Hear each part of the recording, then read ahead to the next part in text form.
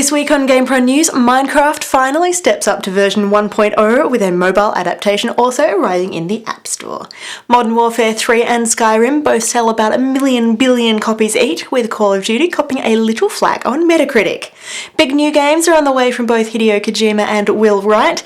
A Japanese MMORPG proves the importance of frequent and regular off-site backups, and Peter takes one step too far, attacking one of video games' most beloved heroes.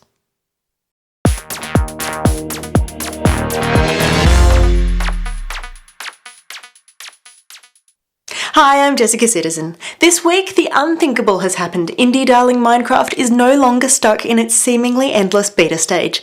Instead, as of November 18th, Notch's blocky creation has reached version 1.0, with the first official version of the game available for purchase and download right now. Published as Mojang specifications, busily partying at the first ever Minecon in Las Vegas, point out that, of course, Minecraft will probably never really be finished, but for now, everybody's pretty happy with where it's at. And as of this week, Minecraft is at a whole new place, with a version of the game hitting the App Store for iPhone and iPad as well. It's a pared back version of the game for obvious reasons, and it's the same as what's already been doing the rounds on Android devices. You can build your own worlds, build with 36 different kinds of blocks, enjoy a little local Wi-Fi multiplayer, and save your creations. Disappointing many fans, however, is the fact that you cannot do any actual crafting.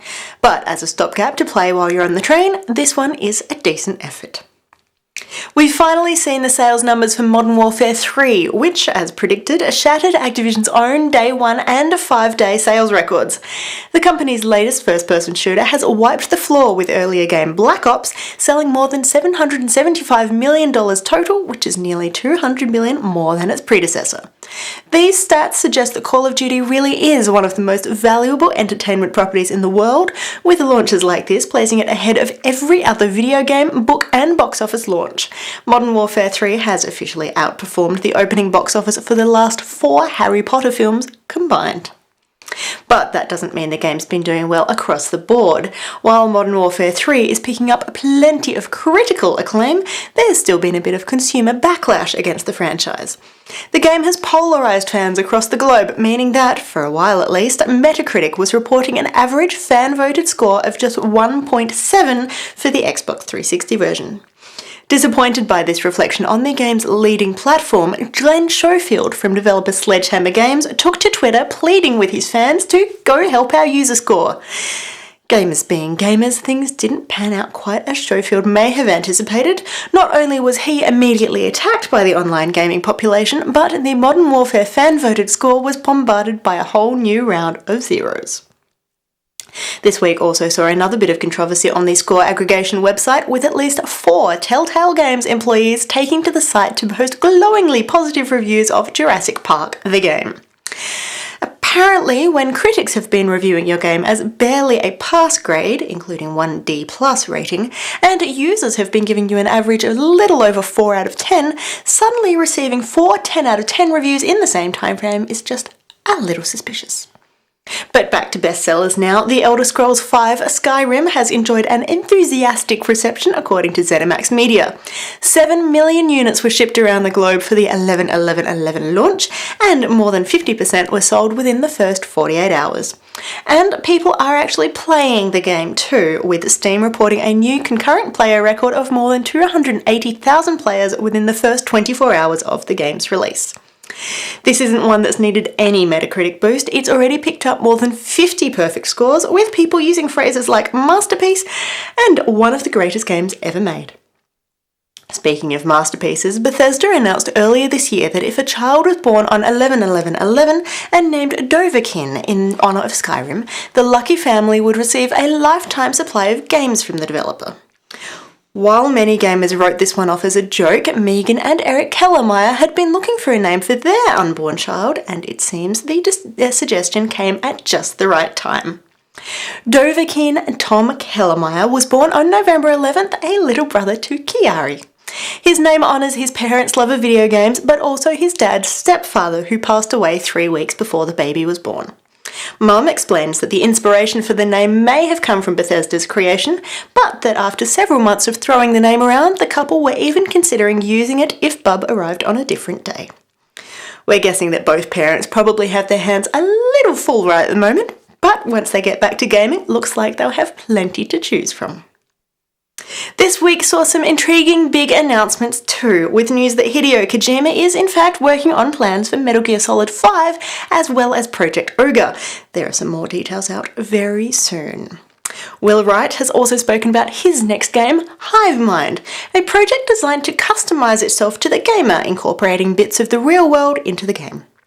Sounding ever so slightly Big Brother, the game will mine data about your life, where you're playing, where your friends are playing, how much money you have on hand, and it will blur entertainment, lifestyle, and personal tools to create an experience tailored perfectly for you. Proving the importance of keeping regular backups, a hardware failure has taken Japanese MMO M2 offline forever. Developers Sankando and operators Handgame have announced that the game suffered a critical server error in late October and it was unable to recover. Funded predominantly through premium items and in-game sales, we're told that some M2 customers will see conditional refunds. While both companies apologise most humbly for the incident, many gamers and fans are already presenting theories that this may have been the plan all along, with Sankando and Handgame just looking for a convenient excuse to axe the online RPG. And finally this week, Peter is back in the headlines once again, this time taking objections to everybody's favourite plumber as he prepares to launch Super Mario Land 3D. The game, just like many other titles in the franchise, includes a tanuki suit as one of Mario's power-ups, and this is what rankles with the activist group. Peter claims that, by wearing the skin of an animal, Mario is sending the message that it's okay to wear fur. In response, People for the Ethical Treatment of Animals, in conjunction with This Is Pop, have created Super Tanuki Skin 2D.